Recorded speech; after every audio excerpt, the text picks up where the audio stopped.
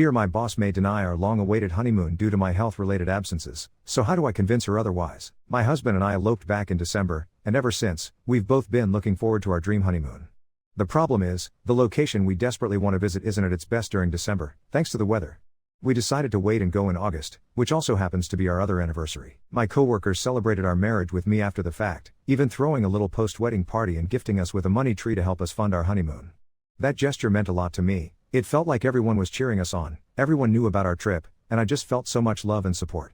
But alongside that happiness, I've been living in the nightmare of severe chronic insomnia, which I've wrestled with for a painfully long time now. Most of my leave, sick days, vacation days, has been eaten up by this relentless illness.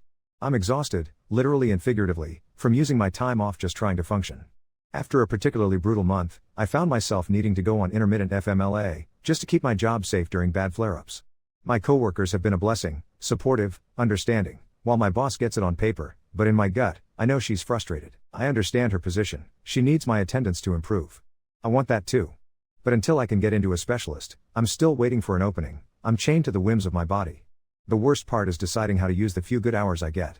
If I suffer through a sleepless night, sometimes I have to take a few hours in the morning. After lying in bed for 5 or 6 miserable hours, I finally crash and get a short stretch of sleep. That way, I can be up and functional for 6 hours at work. The alternative is forcing myself in for a full 8 hours, nodding off at my desk, struggling to stay awake, barely productive. Still, I do my work, I'm among the best at what I do at this organization, and I've made sure to pull my weight so much that, for those crucial coverage aspects of my job, others can fill in for just those hours I miss. I do everything in my power to avoid missing full days, and I absolutely love my job, my role, everything about what I do. I've tried, so hard, to communicate that to my boss, to prove this isn't some excuse or sign of flightiness. I want her to see how seriously I take both my work and my health. Still, the remarks she makes about attendance sting. I can feel in my bones that she thinks I could just power through it, that all these absences are somehow a conscious choice. That frightens me, because I worry it means she'll deny my unpaid time off request for our honeymoon in August. It will be the final blow. You should have thought about this when you were taking so much time off already. I can see that phrase forming already. This trip, years in the making, already booked, impossible to reschedule, means the world to me and to my husband. The whole office knows about it. After the wedding shower, everyone's constantly asking about how excited I am for August. But at work, nothing is formally on the books yet because standard practice is not to submit leave requests this far in advance. I won't quit if I can't go, not now, not without another job lined up. But the thought of missing this trip after everything, waiting for years, scraping the money together, the promise my husband and I made to each other, feels devastating. My last job broke their promise to let me take this trip. I left that place when they reneged on their word about my flexible schedule and the time off I needed for it years ago. But I know better than to threaten to leave here or use that story as leverage, even though the rash part of me wants to blurt it all out. I know it's within my boss's rights to deny me unpaid leave because of my illness-related absences. I just can't seem to find a way to start a conversation with her about my priorities, my health, and this one huge personal milestone I want to experience. What should I say to her? Should I approach her now, months out, and risk being asked to promise something I can't? Consistently perfect attendance by then? All I want is a way to talk to her honestly about my situation and our long-awaited honeymoon, without making things worse. Update 1. After reading some urgent comments, I realized I couldn't afford to wait. I had to talk to my boss as soon as possible. Today, I marched into her office, heart pounding, but I was determined. I went in with a plan. I used the script I'd prepared, mixed in some points from the feedback I'd received, and highlighted my improving attendance. I made sure to mention some of the new techniques I was using to stay ahead of my illness, and I really tried to show her how committed I was to improving. To my surprise, she responded so positively. She told me she had noticed the change in my attendance herself and that she was genuinely proud of me for finding ways to manage the effects of my illness. That moment meant a lot. It wasn't just acknowledgement, it was encouragement.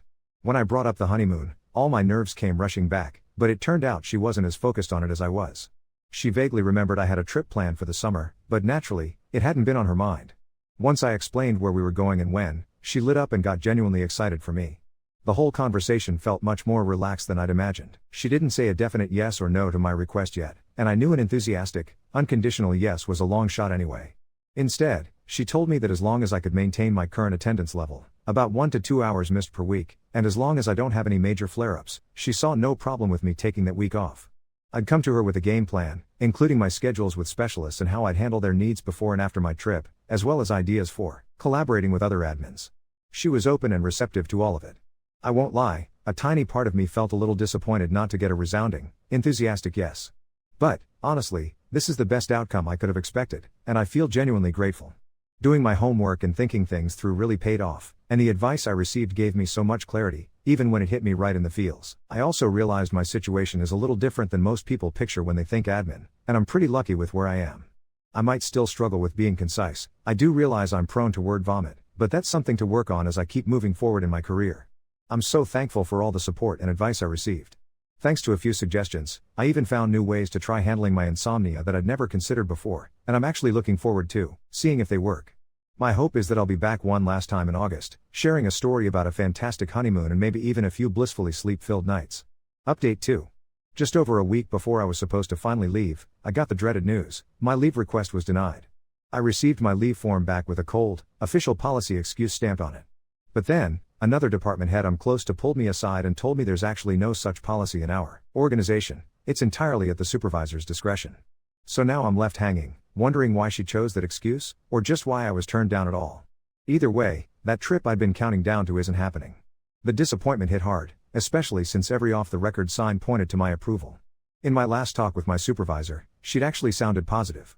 Still, I'd been bracing myself for this outcome, holding on to that sliver of hope while preparing for the letdown. Honestly, what frustrates me most is how late they let me know. If they'd just told me a month earlier, I could have salvaged at least some of the lodging money. But after reading through responses warning not to book anything before having a signed leave form in hand, I realized I'd messed up. I just have to accept it and absorb the loss. Luckily, no activities had been booked yet, so at least the financial damage isn't devastating. We decided to keep what we'd managed to save up tucked safely in a separate account, ready and waiting for the day we finally get to take this trip together. Update 3. After everything that unfolded in my life recently, I finally found some peace and perspective. It all began when my new husband had a family emergency, which, in a completely unexpected twist, set off a chain of events that led us to move across town. We went from our apartment to a new house, something we hadn't even remotely planned, and managed to pull it off in the span of just 1 week. It was chaos, absolute madness, and through all this upheaval, my boss surprised me by being incredibly supportive. She even shared her own story of going through something strikingly similar with her own husband. Despite everything, I never found the right moment to directly ask her why my leave had been denied the way it was, or to dig into the reasoning behind it. But over time, I've managed to let it go. Yes, my work took a hit for a few weeks and I wasn't at my best, but things at the office were so busy and tumultuous that nobody seemed to notice. With everything else that's happened since then, the issue has really faded in importance. Now, looking back, I realize just how badly the lack of sleep and the aftermath of it all were impacting me emotionally. I can finally see, especially after several months of real, restful sleep, just how off balance I had been. People had hinted at this, and I can now admit they were absolutely right. These days, I wake up feeling incredible. I'm sharper than I've been in ages, remembering things that would have slipped away from me before. I feel like my old, overachieving self again, which was absolutely necessary, given the extra difficult month we've just had. I really do appreciate the advice and perspective people offered me, even though I wasn't always the best about hearing it in the moment. I'm thrilled to say that I finally seem to have conquered the insomnia that dogged me for most of my life, and I'm looking forward to whatever comes next. Update 4. I thought the honeymoon chapter had quietly closed itself, then 2 things happened in the same week. My boss announced she was moving into a different role, and the department head I've always clicked with stepped in as interim. The timing was wild. Within days of that shift, our office got asked to send someone to support a partner organization in the exact city my husband and I have been dreaming about for years. August. A real need, real work, an actual budget. My name was in the email as the first pick before I even had time to process that it was the place. I asked if I could attach a few personal days at the end and bring my husband out for our anniversary. I braced for the same stomach drop I've felt before, but she didn't even flinch. She told me to run it through compliance, gave me the exact language to use, and said, "Get it in writing, and we'll make it work." I did. I got every signature stacked neatly on one page like a little paper miracle. Flights covered for my portion, hotel for the work days, and then a clean handoff into 5 days that were finally ours. Of course, the universe demanded its tax. My husband's passport still had his old last name, and we realized it while we were toggling between flight options on the couch, halfway through a celebratory pizza. Cue me at 5:52 a.m., hair wild, snagging a last-minute appointment at the passport agency that popped up for noon that same day like it had been waiting for us this whole time. We drove across town with a folder full of documents I swear I checked 47 times. We got the new book in our hands before dinner. I cried in the parking garage, and then I laughed at myself for crying in a parking garage. It felt like the first time the wind blew in our direction instead of against us. The work portion of the trip was the good kind of exhausting, the kind where I'd collapse into bed with that ocean breezy air coming through the window. You could smell the salt if you stood there long enough, sleep like a stone, and wake up without an alarm. I was on my feet most of the day, troubleshooting, translating between teams, pulling tiny miracles out of thin air the way I used to before everything went sideways. At lunch one day, a coordinator leaned over and said, "I wish we could clone you," and I tucked that sentence into a corner of my brain to keep forever. On our last work afternoon, my interim boss sent a message that said simply, "Proud." It glowed on my phone like a nightlight. Then my husband arrived, and we handed the baton from business to our life. We didn't do anything Instagram grand, just the things we've talked about for years. Coffee that was too strong on a balcony that felt like it was hung from the sky, getting lost on purpose in a neighborhood that smelled like oranges and fresh bread, going quiet from time to time because there was nothing to add, just the kind of silence that you only get on a day you'll tell your kids about someday. One night a sudden summer storm chased everyone off the promenade. We ducked into a tiny bar where an old man was playing the piano like the instrument owed him money. The rain was so loud on the awning that we had to shout to order, and we ended up talking to a couple at the next table for hours. They were celebrating their 20th anniversary. "Don't blink," the woman told me over the lip of her glass. "It goes like this." She snapped her fingers, and for once I felt time as something generous instead of something I was constantly chasing. We did have one hiccup that would have flattened me a year ago, a transit strike the day we were supposed to take a quick train for our day trip. Every screen in the station went red all at once. No panic, just pivot. We grabbed 2 spots on an overnight ferry instead and fell asleep in a tiny cabin with the engine muttering beneath us like a cat. The next morning we stood on deck squinting into sun and spray, hair in every direction, both of us laughing because the detour ended up being our favorite part. When we came home, I walked back into the office with sea still in my head and the kind of calm I used to think belonged to other people. There was an email from HR sitting in my inbox about updated language on leave forms and supervisor discretion. No names, nothing pointed, just a cleaner, clearer process and a training attached. It didn't undo any of the hard parts that came before, but it landed like closure. I tucked the printed itinerary from our trip into the back of my planner, pressed flat like a leaf. We finally had our honeymoon.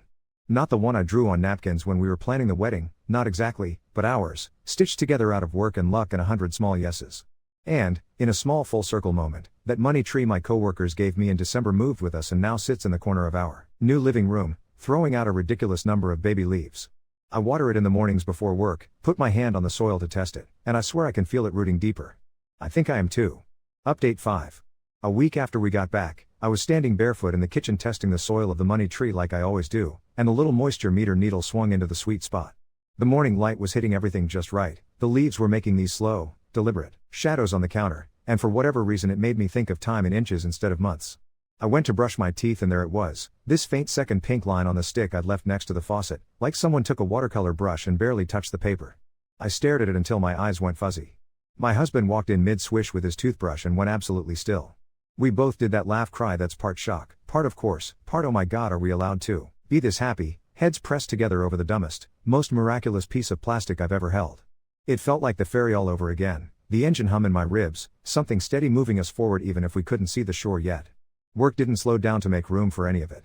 Our interim became official, no interim in her signature anymore, and she called me into her office with the blinds tilted just so, stripes of late afternoon sun across her desk. She said the partner organization had asked for a quarterly liaison and would I be interested in making it part of my actual job instead of a favor? She had a spreadsheet open with travel windows and a note about sleep hygiene from an earlier conversation still taped to her monitor like a secret handshake between us. "We can build this around you," she said. "We don't get to say that often, so I'm saying it while I can." I told her about the 2 pink lines, because it felt wrong not to, and instead of the face people sometimes make when your life is about to get complicated, she smiled like we just pulled off a prank together. We talked through timing and doctors and the way smells can ambush you in the elevator. She offered me the role with room to shift months as needed and a budget line that didn't need me to apologize to it. Then she asked me if I'd help HR write the new leave training so it didn't sound like a rule book written by a robot. "You know the tender spots," she said, and I could feel something in my chest unnodding, not just because she trusted me, but because she used the right word. I did something I hadn't planned to do. I emailed my old boss who'd moved into that other role. "Just a quick, if you have 10 minutes, she replied with a time and a coffee place I like, and she got there before me, already sitting with a napkin folded into fourths, her hands flat on it like she was keeping it from flying away. She didn't make me drag anything out of her. "I hated the way I handled that," she said, eyes on the napkin. I told myself I was protecting the team, and I used policy as a shield because I was scared of saying, "I don't know how to hold this and keep the plate spinning." It was cowardly. She didn't try to excuse it. She told me about a metrics meeting that had her on the ropes and the way she didn't sleep either, for entirely different reasons. She said, "I'm sorry," and I believed her. It didn't rewrite anything, but it took the sharpness out of it. We sat there while the barista wiped down the espresso machine like he was shining a car, and for the first time I could look at her and see a person, not a decision. When we stood up to leave, she reached out and squeezed my elbow like she was handing me back something that had always been mine. The ultrasound room was colder than I expected. The gel was indeed as ridiculous as everyone says, and on the screen our baby looked like a tiny astronaut floating in deep space. The tech angled the wand and there was this flicker, this staccato lightning beat, and I had to press my tongue to the roof of my mouth to keep from crying stupidly hard. "There's your stowaway," she said, and I thought of the cabin on the ferry and how the engine had muttered us to sleep. I said something about the irony of growing an expert sleeper after a lifetime of not being able to, and the tech laughed. My husband squeezed my foot under the blanket like we were passing notes in class.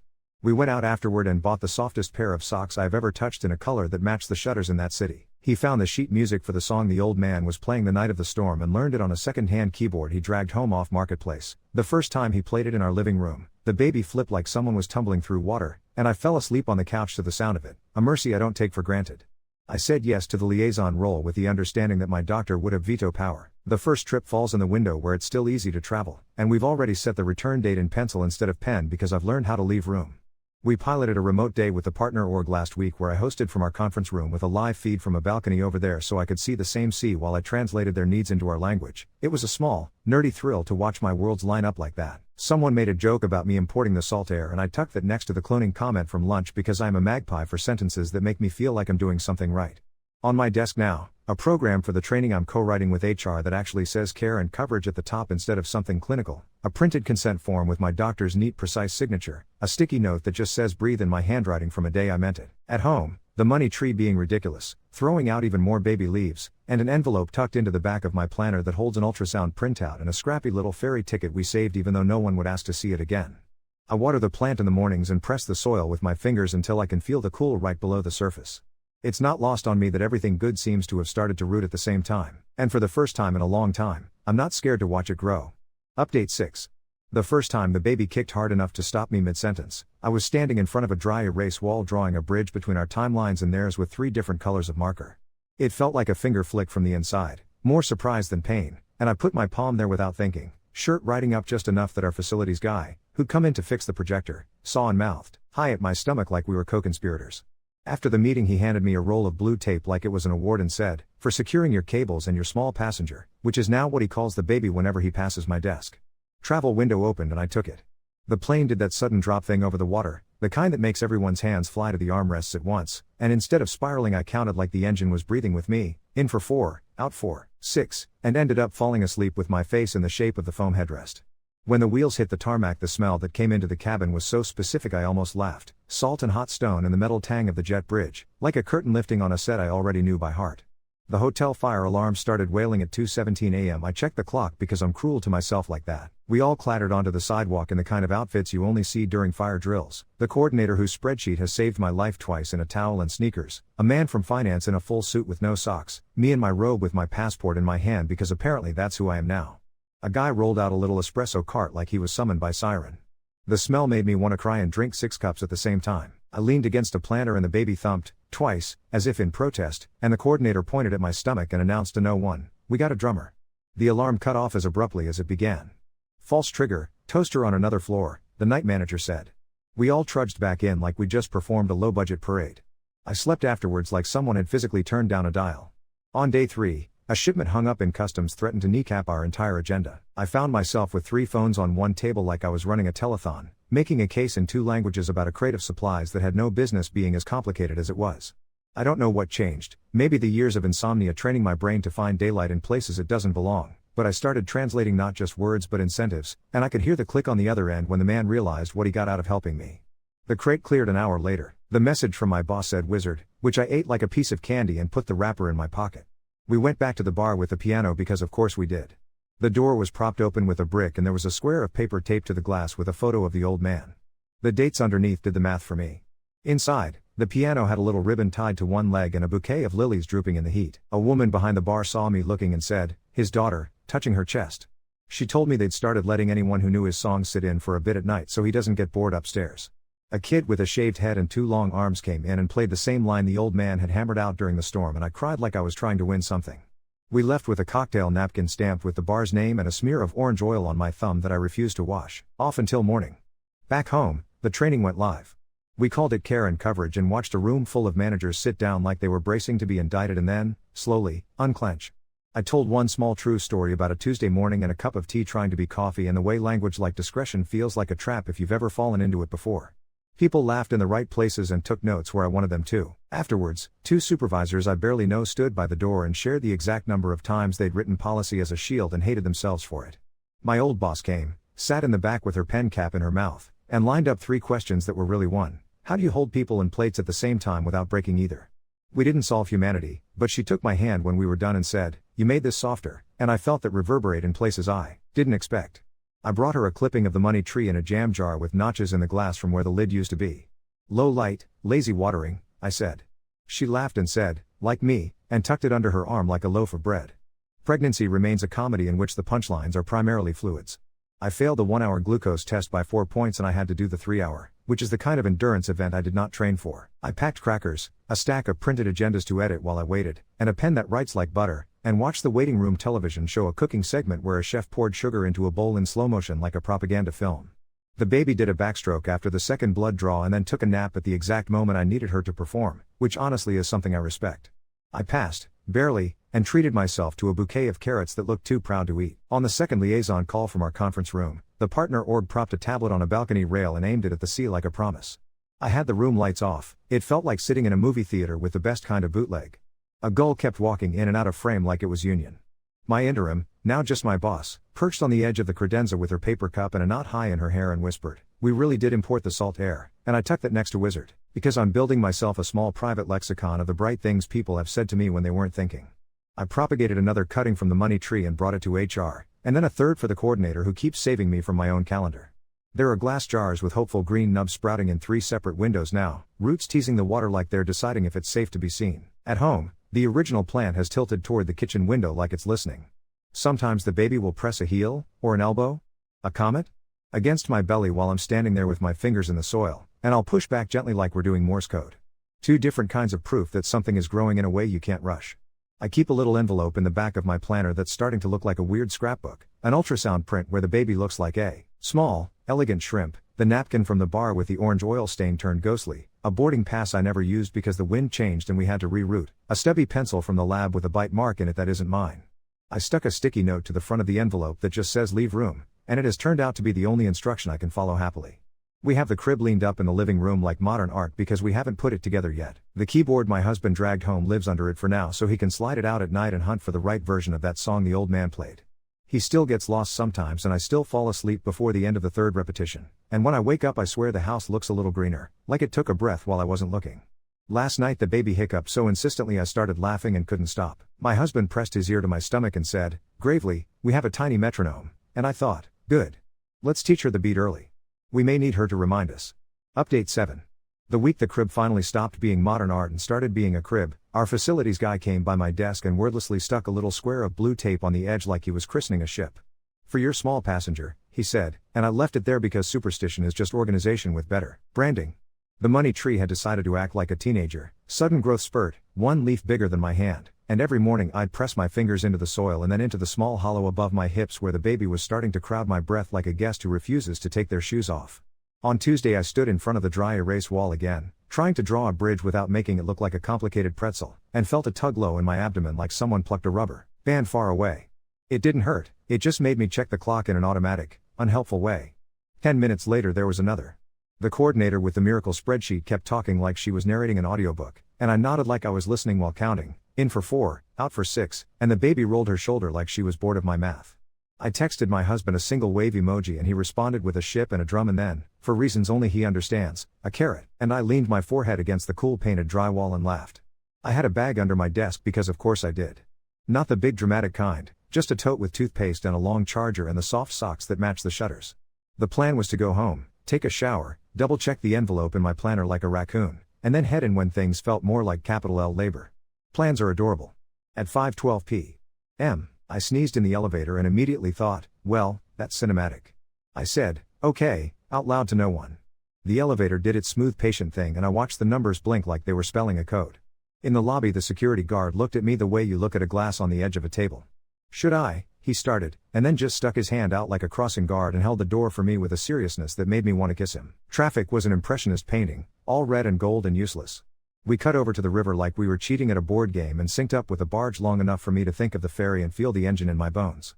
I counted the lights on the bridge because it gave my hands something to do.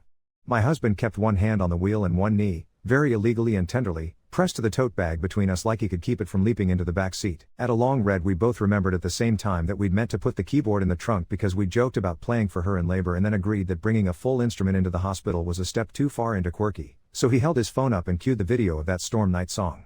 It sounded tinny and perfect through the car speakers, and she answered it. One kick, a heartbeat's measure later, like a knockback. I pressed my tongue to the roof of my mouth to keep from crying or laughing or both. The hospital fluorescents were mean to no one in particular. Triage was a tiny square with a curtain that didn't quite reach the ceiling, and the nurse had eyes like someone who has seen everything and still enjoys a good surprise. The monitor belts went on, the jelly lived up to its ridiculous reputation. The screen drew out our small metronome's rhythm like a lie detector we were finally passing. My boss texted, "Plates handled. Go be 2 people turning into 3, and I wanted to eat the phone whole." Another ping, a photo from my old boss, the jam jar money tree cutting she'd taken from me now webbing white threads into the water, captioned, "Roots." I tucked that into my private lexicon where wizard lives and proud and importing the salt air. The resident came in and introduced herself like we were being seated for dinner, then got gloriously real about positions and gravity, and the way walking the hall sometimes makes babies make up their minds. We walked. I held the 4th pole like a reluctant dance partner and stared at a watercolor of an abstract wave someone had hung on purpose to trick the brain into unterrifying itself. Labor is an accordion. It stretches and compresses you. It makes time do things I don't have language for. There was a moment, hours, 3, a lifetime, where the rhythm changed and the room performed a small quiet choreography. The nurse put her hand on my shoulder in that steady way mothers in old movies fix a collar. My husband did not try to be brave, he was simply there, saying our daughter's name we don't say out loud in public and also saying mine as if he were reminding the room I existed separate from this wild universal act my body was attempting. I reminded myself, absurdly, of the crate in customs and the click that happens on the other end when incentives align. This was a different kind of clearance, but still a letting through. There was a heat and a pull and then a bright, impossible slip. The room made the soft cheer sound people make when a very small animal completes a very big task. She was a color I don't have a word for yet, and then she was the exact color of a sunrise behind shutters. Someone said, "There's your stowaway," and I laughed and cried at the same time, and so did she, as if we'd agreed to arrive together. They put her on me and it was exactly as animal and as holy as people say it is. She was slick and shouting and furious at the indignity of air, and then she found my chest and went quiet in a way that rearranged my spine. The monitor still bleeped like a metronome because it didn't know the song was over. My husband played the recording of the old man's piano again on his phone with the volume low against her curls, and I watched her breathing hitch and then fall into step with it like she'd been practicing all along. I fell asleep upright with my mouth open and woke up to a nurse tucking a blanket around my shoulders with the same efficient tenderness you use for plants you really want to keep alive. Morning hospital light makes everything look like a memory while it's still happening. The breakfast tray was exactly 1 degree warmer than room temperature and tasted like triumph. I stuck the little paper bracelet into the envelope in my planner along with a club of hospital ID stickers they printed with the wrong middle initial and a corner of the blue tape the facilities guy had stuck on the crib, because I am making a map for my future self to remember how we got here. My boss texted again, no questions, just, held, and a photo of my tidy, empty desk with the money tree leaning toward the window like it was trying to see the sun. The coordinator sent a selfie of the team with an index card between them that said we got the drummer, and I ate that sentence too. Home was a planet we had to relearn how to walk on. The crib took up more room than it had when it was good art. The keyboard slid out from under it and my husband played the long line the old man used to play and then, because he can't help himself, mashed in a few bars of the lullaby his grandmother used to sing, and it was ugly and perfect and it worked. She sighed into a deeper sleep like a stone dropping through clear water. I watered the money tree with one hand and held the baby against my chest with the other and thought about the shallow cool you feel in the soil just below the surface, and how that sensation is the exact opposite of panic. There was, inevitably, a 3:11 a.m. where my old insomnia pried at the edge of the door like a stray cat. I sat in the dark with the baby hiccuping on my shoulder and listened for the engine, the refrigerator, the baseboard heat, the distant truck like a ferry under a blanket. I counted in for 4, out for 6, and metronomed us back to a place where sleep felt possible. It isn't that she's teaching me how, it's that her need organizes mine. A small, strange gift arrived from the partner org, a slip of paper printed with their Windows view, stamped on the back with the bar's name I love and a note that said, he'd be bored if we didn't keep playing, with a photo of the kid with the 2 long arms at the piano, a ribbon still tied to one leg. I pressed the orange oil smear into the corner with my thumb for old time's sake and slid it into the envelope. My old boss emailed a picture of her jam jar with the cutting now in dirt, a tiny green fist unfurling. Low light, lazy watering, she wrote. Turns out I'm good at one thing, and I laughed and wrote back, too, because the apology lives somewhere that doesn't pinch anymore. We have not mastered anything. The house has a mild sheen of chaos like it's been misted with it. My bathrobe has milk constellations on it. There's a roll of blue tape living on the coffee table that keeps migrating and ending up exactly where I need it. The money tree is frankly showing off. The envelope in my planner is thick and a little ridiculous. The post-it on the front still says leave room, and the letters are starting to blur at the edges from being touched. When I look at it now, I can feel room being made. The kind that isn't empty, the kind that's waiting. I was scared of watching things grow because it felt like an invitation for something to knock them over. I'm still a little scared. But the crib is a boat, the piano is a rudder, the plant is insisting, the small metronome on my chest keeps time I didn't know how to count until she arrived. And when I check the soil in the morning, needle in the sweet spot, shadows on the counter slow and deliberate, I put my hand there and I can feel it again, the rooting. In both directions.